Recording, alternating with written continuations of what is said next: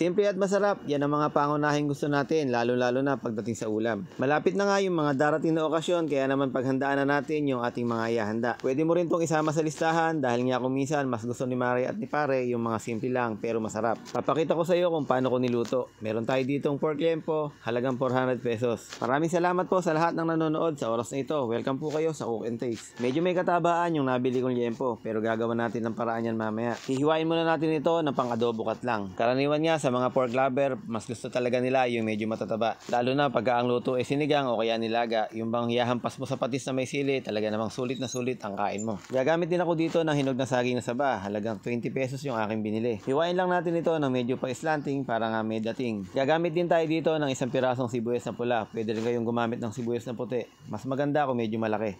Siyempre hindi mawawala ang ginayat na bawang. Magayat ka lang na siguro mga 7 pirasong bawang, pwede na yan. Ito lang naman yung mga gagamitin natin sangkap, kaya pwede na tayo mag-start magluto. Dito sa ating kawali, magpiprito muna tayo ng ating mga saging na saba. Gagawin natin sa saging na saba, hindi naman natin masyadong pagpupulahin. Ang mahalaga lang ay maluto natin ito o maprito lang ng bahagya, okay na. Sabi ko nga kanina, hindi naman natin masyadong piprituhin, pero nakaligtaan, kaya naman ayan, medyo pumula pa nga. Babawasan natin ng konti yung mantika at ngayon naman isasalang na nga natin yung ating mga liempo. Dahil nga sa medyo matataba talaga yung ating nabiling liempo, gagawin natin. Palalabasin muna natin yung mga mantika niya. Dahil sigurado ako mapapansin nyo rin yan, kaya naman gagawin natin, lalaypuhin natin yung kanyang taba. After ng mga ilang minuto, na-render na yung kanyang taba, kaya naman ito na yung kanyang mantika. So sa malamang kung hindi natin yung ginawa, ito na nga ang magiging resulta. Matetake mo lang naman yung ganyang karaming mantika pagka kumain ka. Yun naman kung uubusin mo lang itong 1 kilong liempo. Pero ako naman ay nagbibiro lang, kaya naman ito diretso na tayo sa ating pagluluto.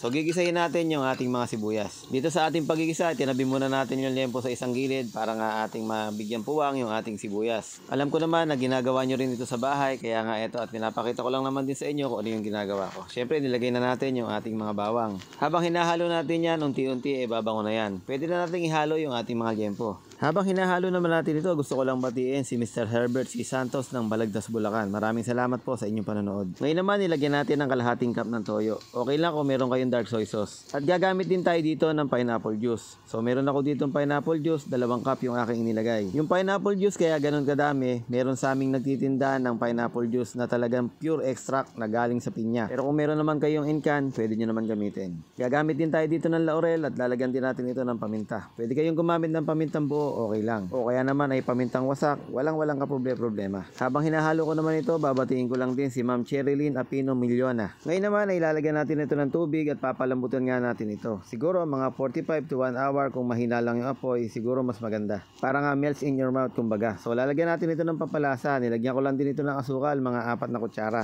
So kung tatanungin nyo kung ano yung niluluto ko na to, ito lang naman simple lang na pork estofado. Pwede kayong mag-add ng mga 2 kutsarang suka dyan, so wala naman problema. At kung meron kayong ibang way ng pagluluto bukod sa nakita nyo sa video, baka naman pwedeng pakishare ninyo yung inyong pagluluto ng pork estofado para naman matutunan ko din. Sabi nga nila sharing is caring. So i-share mo yun sa'yo at i-share ko naman yun sa akin para naman matutunan natin pareho yung ating kaalaman. So tikman na natin kung wala na bang dapat i-adjust. So pag okay na, di masaya na tayong kakain ito. Habang hinahalo naman din natin at tapos nga hinihintay lang din natin naman itong medyo lumapot pa, babatiin ko lang din si Ma'am Elizabeth de Guzman Cuaresma. Doon po sa mga napili natin, maraming salamat po sa inyong suporta. Sana po ay pagpasensyahan nyo na, pagdamutan nyo na yung aking nakayanan. At doon naman po sa mga ibang gustong mapili, patuloy nyo lang pong gawin yung ating mechanics. Ako naman po ay dire-diretso lang sa pagpili. Sana po isa na kayo sa mga susunod pa. So mas okay po kung hindi na po kayo magme-message sa akin. Ang hintayin nyo na lang po ay mag-comment ako sa inyong mga post. Magpo-comment po ako sa inyo ng hello, paki-message po ako. Doon po ay magsisimula na po tayong mag-usap para naman po maibigay ko sa inyo yung aking simpleng regalo. Kaya naman kung umabot ka pa sa part ng video na ito, gawin mo na yung mechanics. I love you all. Bye.